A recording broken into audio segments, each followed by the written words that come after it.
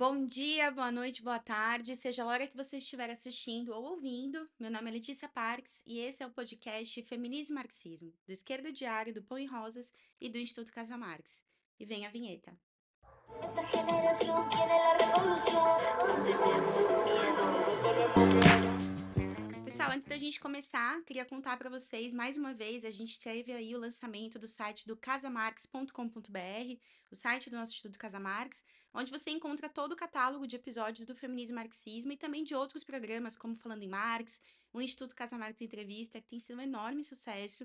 E a gente fica muito feliz de anunciar também que dentro do nosso site da Casa Marx é possível prestar o seu apoio às nossas ferramentas, manter o Instituto Casa Marx de pé e mais do que isso, expandir o nosso instituto para que possam haver mais casas Marx pelo país, reproduzindo aí esse sucesso incrível que é a da Casa Marx aqui de São Paulo, uma casa que tem sido a sede da luta por justiça, a sede do pensamento marxista, do lançamento de vários livros, de debates da juventude, de intelectuais, no sentido da organização política da classe trabalhadora. Então, gente, apoiem o nosso projeto, entrem lá no apoie.casamarx.com.br e deixem ali o seu apoio único, mensal, como você preferir. A gente tem várias metas, cada meta aí a gente tem um objetivo a ser alcançado com elas, e eu espero que vocês possam ajudar a gente a chegar nesses objetivos. E o nosso episódio de hoje é um episódio muito legal. A gente estava doida para fazer esse episódio. A gente vai comentar algumas das principais perguntas que existem por aí sobre feminismo. E a gente vai, obviamente, usar o Chat Marx, que é a inteligência artificial a serviço do pensamento marxista, que está disponível dentro do site da casamarx.com.br. E a gente perguntou ali para o Chat Marx o que é feminismo. E olha a resposta que ele deu para gente. O feminismo, segundo o marxismo revolucionário, é uma abordagem que integra a luta pela emancipação das mulheres com a luta de classes. Essa perspectiva entende que a opressão das mulheres está intrinsecamente ligada ao sistema capitalista, que se sustenta na exploração da classe trabalhadora. Portanto, a emancipação das mulheres só pode ser plenamente alcançada através da superação do capitalismo e da construção de uma sociedade socialista. No livro Lutadoras, de Andréa Datra e Diana Assunção, é destacado que as mulheres organizadas coletivamente em comissões, sindicatos e partidos revolucionários são fundamentais para a luta contra o sistema capitalista. Elas, junto com os homens que produzem a riqueza social expropriada pelos capitalistas, têm o potencial de acabar com esse sistema e construir um novo sistema social. E as respostas que deu o Chatmark são muito legais, porque elas mostram o nosso ponto de vista. Então, eu tô com as perguntas aqui, eu vou virar, dar uma lidinha e dar uma resposta para vocês, tá bom? Olha que desafio. O que é feminismo? O feminismo, ele é um movimento social, um conjunto de ideias, né? A gente poderia definir de várias formas, que se organiza no sentido de mais justiça social e mais igualdade para as mulheres em relação à sociedade, né? Uma sociedade que historicamente oprime e violenta, agride, né? Mantém as mulheres numa situação de sujeição. Então, parte das premissas do feminismo é que a sociedade que a gente vive não é uma sociedade igualitária entre homens e mulheres, né? Que as mulheres têm uma condição inferior do ponto de vista dos direitos, das relações de trabalho e etc. O feminismo, é difícil da gente definir um feminismo, porque tem vários, né? O Chat Marx deu pra gente a resposta aí do feminismo marxista, né? Que é o feminismo que a gente aqui no feminismo marxismo defende, que é um feminismo que tem uma perspectiva de combate anticapitalista, né? Porque a gente entende que a sociedade capitalista, ela se apropriou do patriarcado. A gente tem um episódio que a gente fala bastante sobre o patriarcado, o que é patriarcado, acho que é nosso episódio 113 ou 114, não tenho certeza. É, onde a gente mostra como o patriarcado, como ideologia, ele surge a serviço de fortalecer e constituir a sociedade de classes.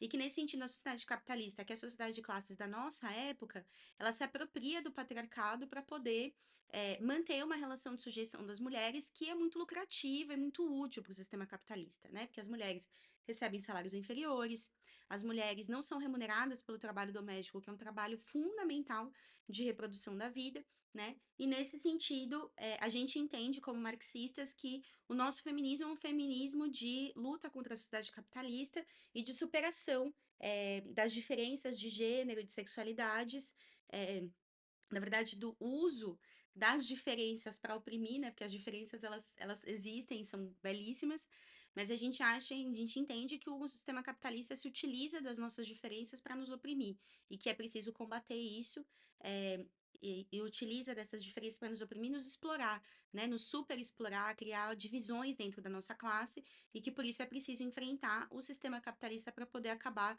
com o patriarcado. Pergunta número 2: qual a primeira obra ou texto ou escrito feminista? Bom, um dos textos que é tratado como um texto fundador aí, né, pelo seu pioneirismo, dos escritos feministas, é o Reivindicação dos Direitos da Mulher, que é um texto da Mary Wollstonecraft, aqui o livrinho dela, não sei onde dá o foco, que foi publicado em 1792, né, no contexto ali da Revolução Francesa. Em 1791, dá início à Revolução no Haiti, né, a colônia de São Domingos, né, que era a colônia mais lucrativa da França. E esse processo da Revolução Haitiana, ele abre uma enorme contradição e questionamento dos setores de base do processo revolucionário francês, mostrando que a Revolução Francesa ela não era para todo mundo, né? Ela estava se tornando um processo manipulado a serviço dos interesses de uma classe de dirigentes que era a burguesia, e que inclusive queria manter a escravidão e manter o patriarcado, né? Manter a submissão das mulheres. E a Mary Wollstonecraft, ela faz esse texto que é muito interessante. Eu acho que é uma dessas mostras de que os momentos revolucionários eles dão abertura para pensamentos muito radicais, né? E Wollstonecraft, ela vai ser lida até hoje como uma pioneira do pensamento feminista, no sentido de debates que depois vão se seguir e se transformar em elementos programáticos e etc. Ela fala muito da amizade entre as mulheres, ela fala muito do direito ao amor, né? A um amor, ela ainda não usa o termo livre, mas ela, em conteúdo, ela está querendo dizer um pouco sobre isso. Então, leiam Reivindicação dos Direitos das Mulheres, da Mulher. Quais são os tipos e ondas do feminismo? Bom, isso é um debate muito interessante, né? Porque o que a gente pode dizer é que existem três grandes fases do feminismo, que são tratados na teoria feminista como ondas do feminismo, e que, na verdade, também tem relação com processos e dinâmicas de luta de classes das suas épocas, né? Então, a gente poderia falar que a primeira onda do feminismo, ela é ali entre final do século XIX e começo do século XX, né, que é muito caracterizado pela relação entre lutadoras mulheres, revolucionárias mulheres e processos revolucionários que aconteciam, em especial na Alemanha, na Rússia, né, a vinculação também entre movimentos de mulheres e processos de revoluções burguesas, né? Então, é muito comum se encarar como uma primeira grande onda mundial do feminismo esse momento, que é caracterizado por personagens como Alexandra Kollontai, Clara Zetkin, né, que são revolucionárias russas. Inclusive, Clara Zetkin é a primeira proponente do 8 de março, né, como um dia internacional de luta das mulheres trabalhadoras. Então, essa primeira geração ela é responsável por várias das datas que a gente utiliza como datas de referência do movimento de mulheres.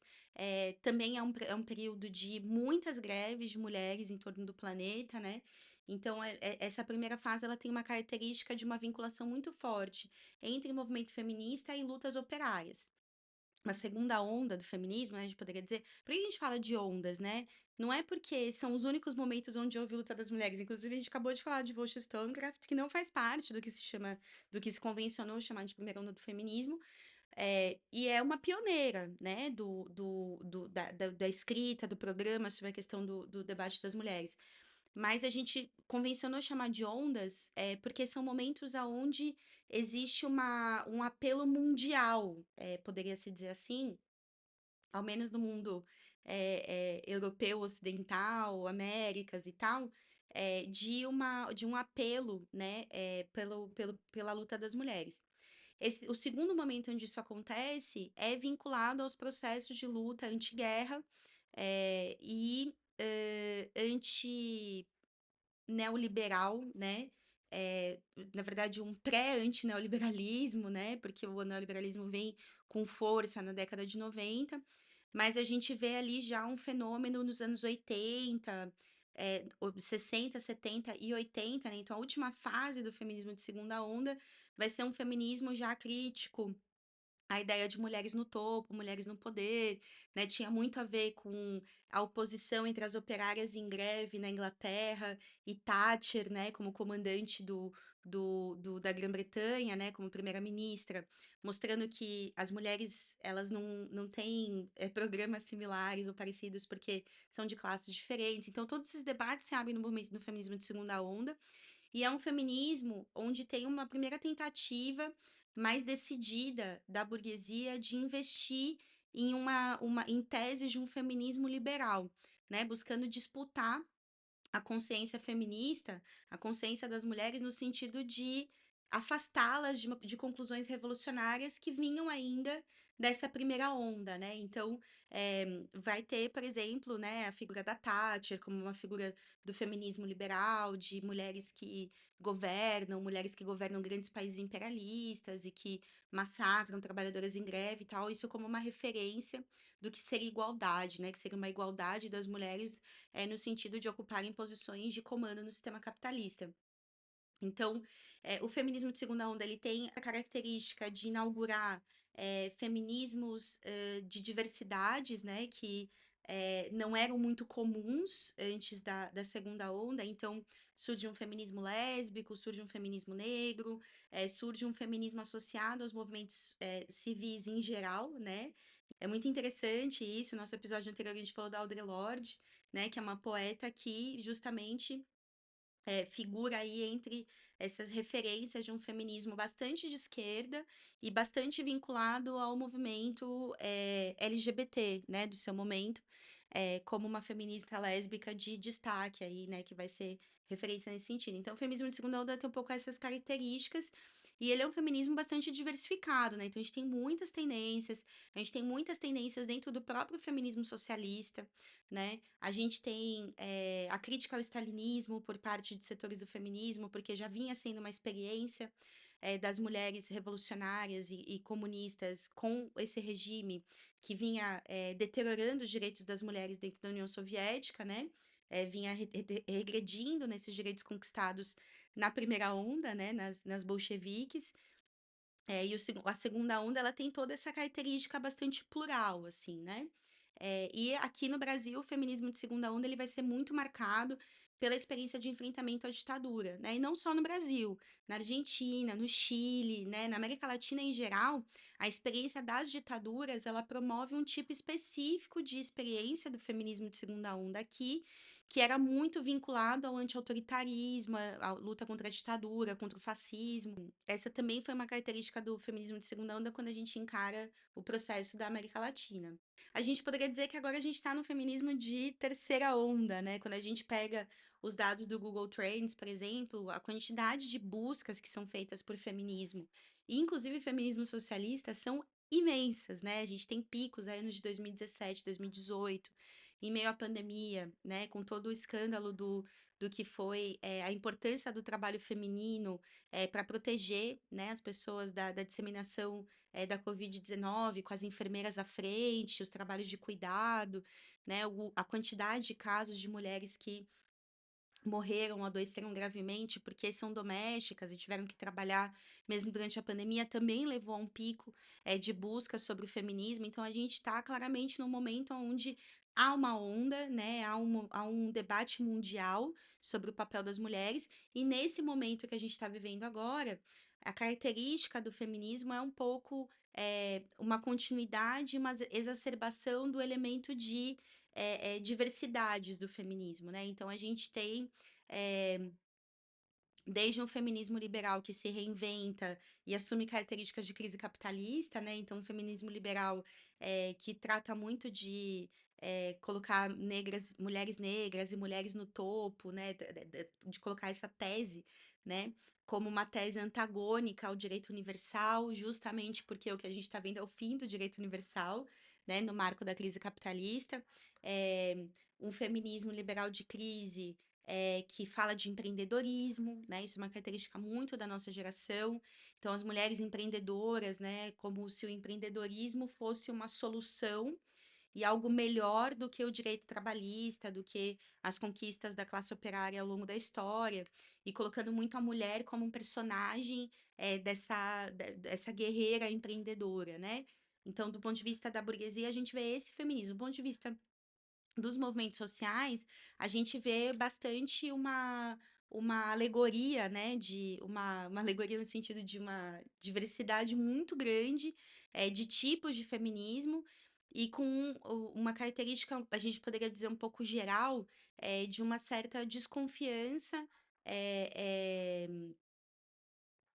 de um certo abandono de uma perspectiva revolucionária, né? Ou seja, como se bastasse uma mudança na atitude frente à vida, frente aos relacionamentos e etc. Quando a gente tem mais de fundo, né? Claro que a mudança frente à vida é fundamental, mas mais de fundo a gente tem um problema que é da superação da sociedade de classes, né? Então, o que a gente vê bastante é a nossa geração muito golpeada por essas teses de fim da história, de fim da sociedade de classes, que a gente sabe que é tudo uma farsa, né? Porque todo mundo sai de casa para trabalhar todos os dias, né? Ou fica em casa, mas está trabalhando, home office e tal. Isso significa que o capitalismo não acabou, né? Então, a gente está vendo também aí ressurgir setores que estão tentando recuperar um feminismo marxista, como a gente, né? Tá tentando buscar cumprir esse papel eh, e buscando associar isso com outras tendências que aí são muito importantes da nossa geração, que é, né, que é a reivindicação da inclusão de uma perspectiva indígena, de uma perspectiva negra, de uma perspectiva trans, lésbica, né, bissexual, não binária, o debate de gênero é um debate muito da nossa geração, e que esses todos são debates que, na nossa visão, contribuem muito para aprimorar uma perspectiva de um feminismo marxista e revolucionário. Vamos para a questão 4. Qual a importância do feminismo? Gente, o feminismo é muito importante como uma, uma, uma potência de um conjunto de ideias, de uma experiência histórica, né, de mulheres na linha de frente de processos revolucionários, como Rosa Luxemburgo. Então, o feminismo ele ajuda a cumprir esse papel de recuperar experiências históricas importantes da nossa classe, no sentido das experiências das mulheres trabalhadoras e das dirigentes revolucionárias, né, como Rosa Luxemburgo, Clara Zetkin, Alexandra Kollontai, né, as direções revolucionárias de países como o Brasil, né, que vão sendo recuperadas também a partir da batalha do feminismo por reconstruir a história, né, como, por exemplo, contar a história das mulheres que participaram da Revolta dos Malês, das mulheres que participaram dos quilombos, das mulheres que organizaram a luta da classe trabalhadora no Brasil, né, as mulheres que lutaram contra a ditadura. Ou seja, o feminismo tem um pouco essa função didático-pedagógica, e ele também tem uma função de organização das nossas pautas, né? De colocar na ordem do dia, dentro de cada local de trabalho e estudo, a perspectiva da luta pela emancipação das mulheres, das populações LGBTQIA+, como parte do programa da nossa classe, como parte das batalhas do movimento estudantil, né, da juventude, e nesse sentido dá um sentido mais profundo para as nossas lutas, né? Porque a gente não acredita no movimento de trabalhadores ou um movimento estudantil que só fala de mais matrículas, mais vagas, mais professores ou maiores salários, e não trata dos grandes dilemas da vida e do enfrentamento às violências que sofrem os setores oprimidos, né? Então, o feminismo ele tem essa importância de dar um sentido mais profundo para a luta da nossa classe e de enfrentar a divisão que é colocada dentro da nossa classe entre homens e mulheres, entre gays e héteros, entre lésbicas e héteros, entre de todas as sexualidades não héteros e héteros, né? Entre pessoas não binárias e pessoas cis, ou seja, todas essas divisões são colocadas entre a gente, os preconceitos que são instalados dentro da nossa classe, eles afetam a nossa capacidade de organização e de luta. Então, o feminismo ele tem também essa função de atuar como um mecanismo agregador da nossa classe de enfrentamento a essa divisão, para que a gente não alimente entre nós preconceitos que só servem para nos dividir, né? Então, o feminismo tem muito essa importância também. O feminismo é contra os homens? Não. O feminismo é contra, o feminismo marxista, né, o feminismo socialista que a gente defende, ele é um feminismo que ele tá contra o patriarcado como ideologia, como sistema ideológico, e contra a burguesia como classe perpetradora da ideologia patriarcal, né. Então, de forma nenhuma para a gente se trata de colocar as mulheres contra os homens, inclusive a gente quer que os homens sejam nossos aliados na luta contra o patriarcado e o capitalismo, né, e o machismo.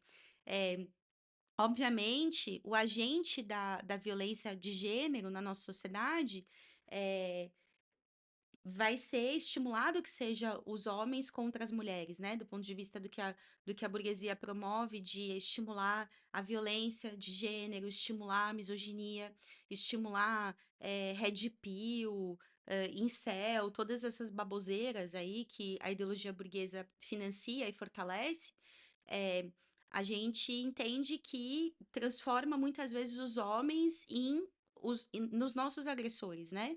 Isso não significa que a culpa, do machismo e do patriarcado é dos homens em geral, né. A gente acha que é muito importante que os homens sejam parte dessa discussão e sejam convencidos de que cada vez que eles agridem uma mulher, eles estão dificultando mais ainda a luta da classe trabalhadora e tirando uma mulher do campo de batalha, né. Isso não significa passar a mão para agressor, para violentador, machista, estuprador, significa entender que vai continuar havendo violência de gênero enquanto existir sociedade capitalista e uma classe que financia o discurso e o pensamento, machista e patriarcal, contra as mulheres, né, e contra o conjunto da classe trabalhadora, né. Então a função, de entender a importância de unificar homens e mulheres na luta contra o patriarcado, tem a ver com entender a importância da unidade da nossa classe e o machismo como um fator divisor, né, um fator enfraquecedor da nossa classe. Não só do ponto de vista de que a gente fica se vendo como enormes diferentes e que não tem nada para conversar e sentar e fazer junto, mas também do ponto de vista de que, fisicamente as mulheres são tiradas da luta, né, pela via da prisão doméstica ou pela via da violência, né, e isso não é bom para ninguém, não é bom para ninguém, para nenhum membro da nossa classe, né. Então, não, o feminismo não é contra os homens, isso é muito importante que os homens sejam capazes de reconhecer a existência do patriarcado, sejam solidários das mulheres do ponto de vista de tudo que a gente enfrenta, né, no marco da sociedade patriarcal, e consigam nos ajudar a tirar esse peso do patriarcado das nossas costas, né, que é desde aquelas coisas do dia a dia, né, de ter medo de pegar um ônibus e andar na rua à noite, etc., até as diferenças salariais, né, e que os homens possam ser parte dessa luta junto com a gente de enfrentar todas essas debilidades da vida, sendo mulher numa sociedade capitalista que se utiliza da ideologia patriarcal e sejam nossos parceiros e aliados, no combate a essas opressões. A gente tem uma pergunta aqui que é o que que é feminismo negro, o que que é feminismo interseccional, e aí eu vou dialogar com a Sarah Shelley também, que é uma seguidora que mandou pra gente uma pergunta. Ela diz o seguinte: qual o papel das mulheres brancas na construção do feminismo negro, né? É importante a gente entender que tanto o feminismo negro quanto o feminismo interseccional, eles são parte dessas tendências que existem dentro do feminismo, tanto de segunda onda quanto de terceira onda, né, esse que é o mais contemporâneo a nós. O feminismo interseccional, na verdade, ele é bastante da nossa época, que é essa ideia, a gente inclusive tem um episódio, tá, sobre o feminismo interseccional que vocês podem voltar aí no catálogo e ouvir. Mas essa ideia de que as opressões elas são como se fossem ruas, né, numa trama de uma cidade, de um centro urbano, e que, a opressão ela se torna diferente, pior, quando, essas ruas se cruzam, né, no cruzamento dessas ruas, nessas intersecções. Então, gênero e raça. E aí vai ter algum momento que existe uma intersecção, que é ser, por exemplo, deficiente físico, cego, né, ou cega, mulher trans, negra, de periferia, trabalhadora doméstica, enfim. Ou seja, esses dois tipos de feminismo, tanto o feminismo negro quanto o interseccional, eles estão buscando responder um problema que é um problema colocado pelo feminismo liberal, na verdade, né? E não pelo feminismo marxista ou socialista. Porque para o feminismo marxista e socialista, cada especificidade da experiência da vida humana precisa se transformar em programa e um programa que precisa ser abraçado pelo conjunto da classe, independente de ser um problema de 10, 15 ou 200.000 pessoas, né? Se é um problema de opressão, do ponto de vista do feminismo socialista marxista, esse problema é um problema nosso, né? A gente vai encarar como um problema nosso. E, né, e buscar trazer a voz das pessoas que vivem essa opressão, essa violência, etc. E aí o feminismo liberal, o que que ele vai fazer, né? Ele vai buscar transmitir uma ideia de que o feminismo não tem nada a ver com isso, que o feminismo é mulheres no topo, mulheres chefes, mulheres com direito de poder, mulheres patroas, né? E isso vai apagando justamente o lugar desses setores que são os mais oprimidos da sociedade, aonde a perspectiva de ser patroa, chefe, líder é muito remota, né? O problema está muito antes, o problema está em eh, enfim, em conseguir sair para votar, por exemplo, né, porque as ruas não são feitas para transitar com uma cadeira de rodas, por exemplo, né. Então o feminismo negro e o feminismo interseccional, eles surgem, das debilidades que o feminismo liberal instala dentro do discurso feminista e elas buscam responder a isso. Eh, o que que significa dizer isso, né? Que em última instância, o mais coletivo que pode ser a nossa luta, melhor, né? E não do ponto de vista de traçar um modelo do que é a mulher pela qual a gente luta, mas no sentido de unificar as nossas pautas para que a gente possa se fortalecer em uma unidade enquanto classe, e essa unidade que não apague as nossas diferenças, porque as nossas diferenças precisam participar da construção dos nossos programas, das nossas estratégias de luta, das nossas defesas políticas, programáticas, né? Então, nesse sentido, as mulheres brancas, indígenas, negras, todas cumprem um grande papel, que é tanto o papel de ser capaz de ouvir as demandas dos setores que vivem realidades que a gente não vive, né? Eu, como professora, não sei qual que é a realidade de uma trabalhadora doméstica. Eu preciso estudar sobre ela, eu preciso ouvi-la, eu preciso participar dos espaços onde essas mulheres estão construindo seu programa para que eu possa entendê-las. E a minha função como professora é que cada vez que haja uma luta das domésticas, que eu apoie, organize o meu setor, a minha categoria para apoiar essa luta, né? Ou seja, isso é um exemplo um pouco talvez banal, mas imagine se a gente transforma isso em grandes exemplos que a nossa classe pode dar, né? Quando tem, por exemplo, uma luta de break dos apps, né? Várias, inclusive, são mulheres.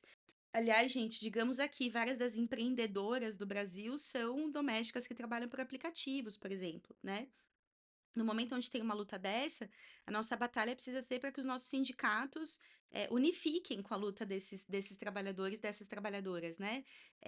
Imagina se os sindicatos de professores do país fizessem 1 hora, 2 horas que fosse de paralisação em apoio ao break dos apps, entendendo que aquela luta é parte das demandas do movimento de mulheres e da classe trabalhadora mais de conjunto. Então, do meu ponto de vista, a contribuição é de todas, né? E essa contribuição, ela não significa, assumir um protagonismo e tal, que muitas vezes é a acusação que é feita, né, contra o movimento, de mulheres, aquele branco, né, dos anos 60, tal, que era muito elitizado dentro das universidades e tal. Hoje as universidades estão bastante diferentes, né, a gente não precisa, reforçar entre a gente, a nossa geração, ela pode superar esse problema, né, que a gente precisa entender que não é um problema nosso, é um problema do feminismo liberal, que quis tirar as domésticas, as negras, as indígenas das suas pautas, né, quis tirar a deficiente física das suas pautas, quis tirar as pessoas autistas e todo mundo das suas pautas para ter só aquela mulher ideal que seria a presidente do Itaú.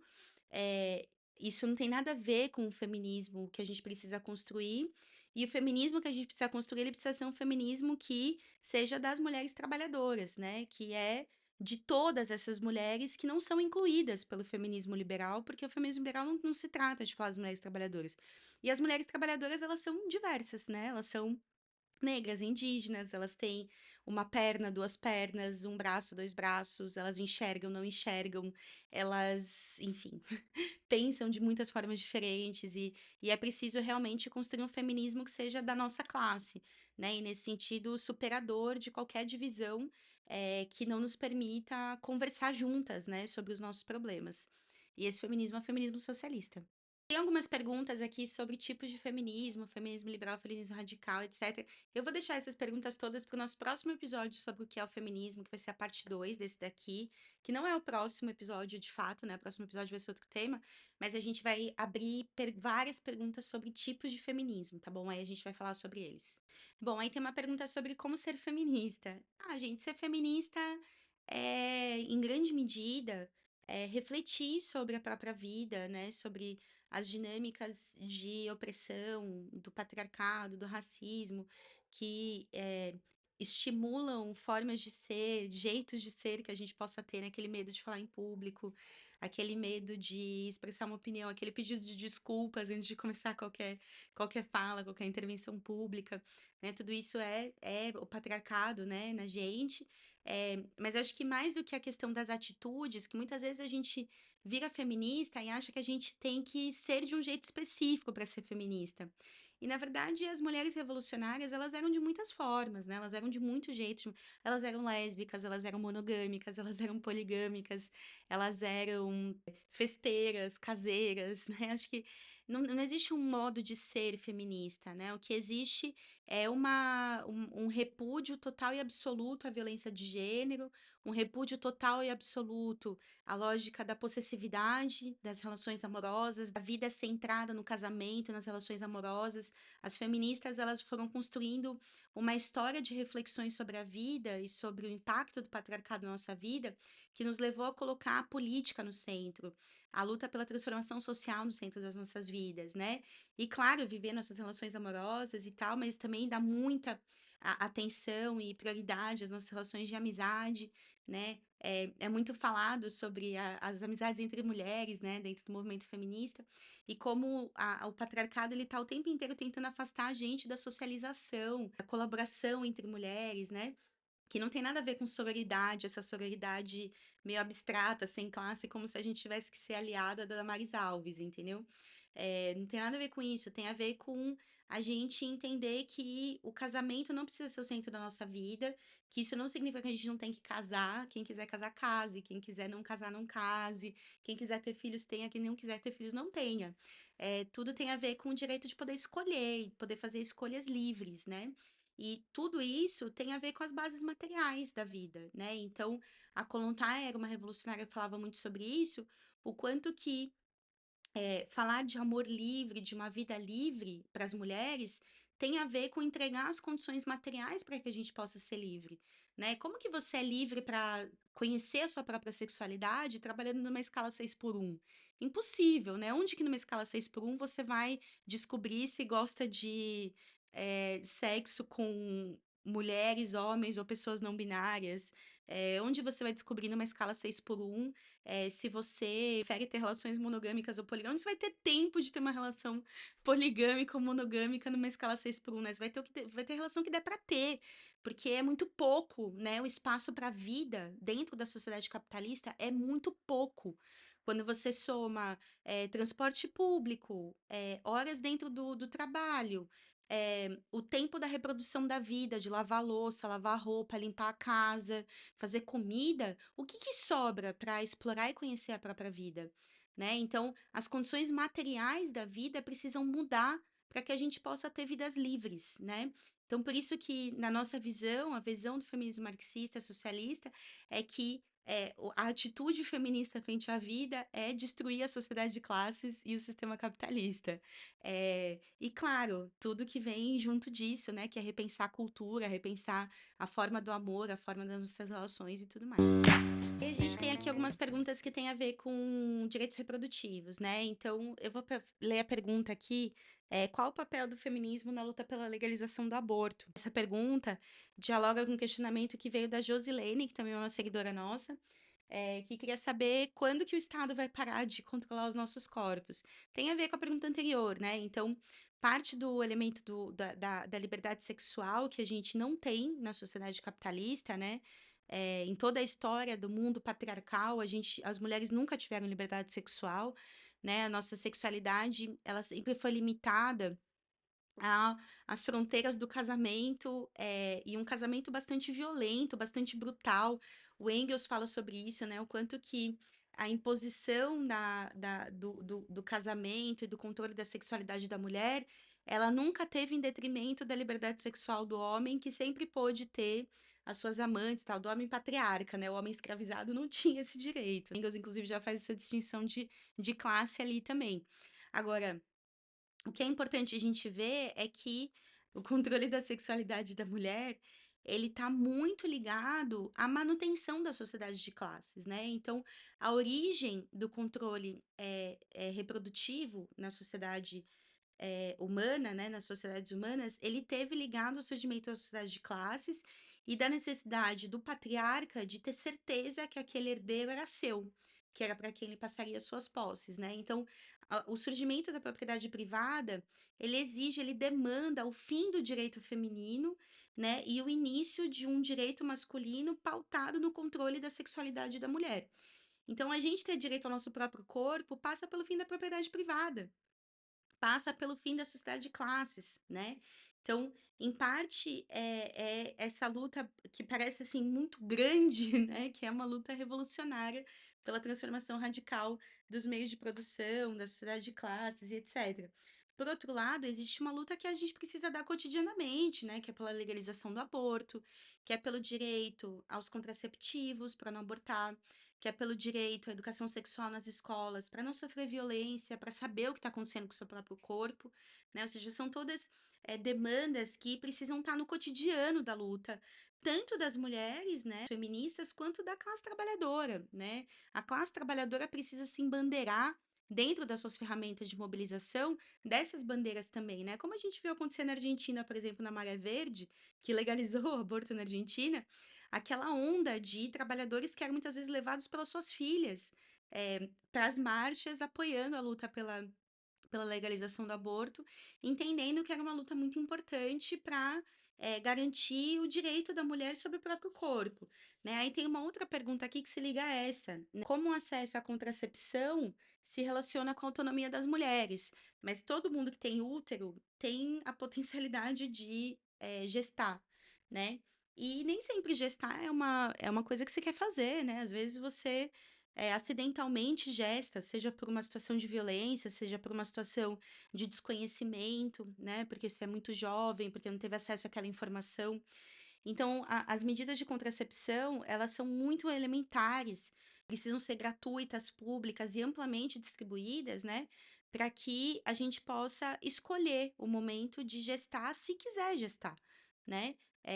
E isso é muito louco, né? Porque são coisas muito simples e que são tratadas pela extrema-direita, pelos reacionários, né? Damares Alves, Jair Bolsonaro, né? Todas essas figuras de extrema-direita tratam as medidas contraceptivas como se fossem coisas do demônio, né? Porque justamente para eles, quanto menos a mulher e a pessoa que gesta tiver controle do próprio corpo, melhor para potencializar os mecanismos de opressão, né? Porque uma pessoa com muitos filhos, ela tem muito mais dificuldade de brigar pelos seus direitos no trabalho, ela tem muito mais medo, né, em algumas ocasiões, do que pode acontecer com a violência policial.